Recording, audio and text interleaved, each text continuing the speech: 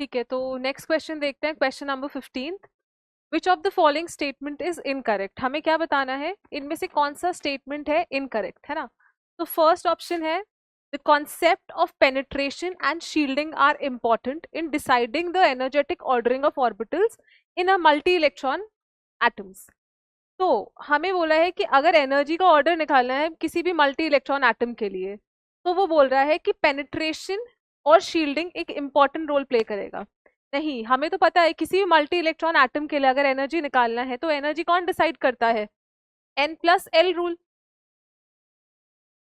हम multi electron atom के लिए एनर्जी कैसे डिसाइड करते हैं? N+L रूल से। जिसका N+L की वैल्यू ज्यादा होगी, के लिए भी N+L की वैल्यू ज्यादा होगी, उस ऑर्बिटल की एनर्जी भी क्या होगी? ज्यादा होगी। जैसे मैंने आपसे बोला 3s और 4d, किसकी एनर्जी ज्यादा है? तो आप क्या कैलकुलेट करोगे? तुरंत N+L निकाल दोगे। इसके लिए जब N+L वैल्यू कैलकुलेट करोगे तो क्या आएगी? 3 + 0 3। 4d के लिए जब निकालोगे तो N4, d कितना है? d के लिए L होता है हमारे पास 2, तो ये आएगा 6। N+L किसका ज्यादा है? 4d का। तो पहले कौन भरेगा? 3s और उसके बाद 4d। मतलब 3s की एनर्जी कम है और फिर 4d की ज्यादा है। तो फर्स्ट स्टेटमेंट ही हमारा क्या हो गया? इनकरेक्ट।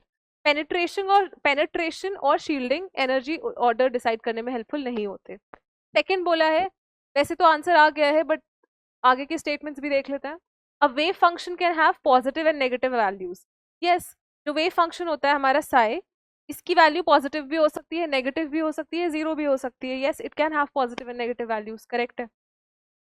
थर्ड ऑप्शन है radial nodes can appear in radial probability distribution function. Yes, radial probability distribution function हो गया, या फिर प्रोबेबिलिटी डेंसिटी का कर्व हो गया, या फिर वेव फंक्शन का हो गया। इन तीनों में ही हम क्या बनाते हैं? रेडियल नोड्स बन देखते हैं, है ना। तो रेडियल नोड्स ही अपीयर होती है, एंगुलर नोड्स की तो बात ही नहीं करते हैं हम इन कर्व्स या ग्राफ में। तो ये स्टेटमेंट भी सही है। लास्ट स्टेटमेंट क्या है? The absolute size of an orbital is given by the principal quantum number. हाँ, सही बात है, जो n होता है उससे ही तो हम डिसाइड करते हैं साइज। 1s है और 2s है, तो किसका साइज ज्यादा होगा? जिसका n का वैल्यू ज्यादा होगा उसका साइज भी क्या होगा? ज्यादा। तो n वैल्यू जो होता है वो किसी भी ऑर्बिटल का साइज डिसाइड करने में हेल्प करता है। ये भी करेक्ट है। तो हमें इनकरेक्ट बताना था, इसलिए ऑप्शन नंबर ए क्या हो जाएगा हमारा? इनकरेक्ट। ठीक है।